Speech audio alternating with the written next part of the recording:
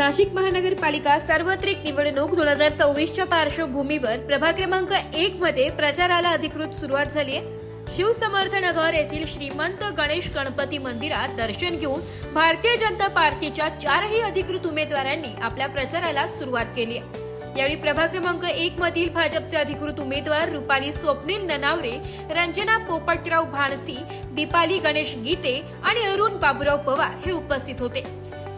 श्री गणरायाच्या चरणी नतमस्तक होत प्रभागाच्या सर्वांगीण विकासासाठी शक्ती व सद्बुद्धी द्यावी अशी प्रार्थना उमेदवारांनी केली आहे। दर्शनानंतर उमेदवारांनी परिसरातील नागरिकांशी संवाद साधत आशीर्वाद घेतलाय। नागरिकांनीही उमेदवारांचे उत्स्फूर्त स्वागत करत विकासाच्या अपेक्षा व्यक्त केल्या।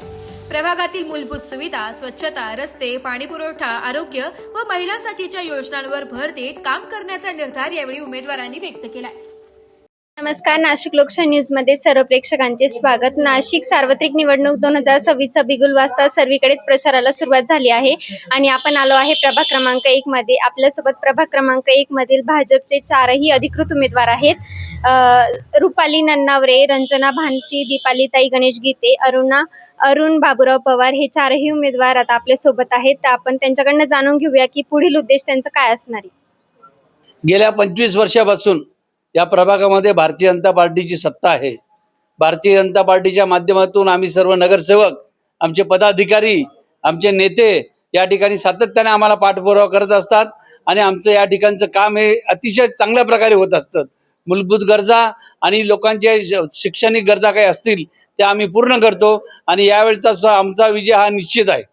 नक्कीच सरांनी सांगितल्याप्रमाणे गेल्या अनेक काळांपासून भारतीय जनता पार्टीचंच इथे आहे वर्चस्व आणि ते नक्कीच पुढे देखील येईल।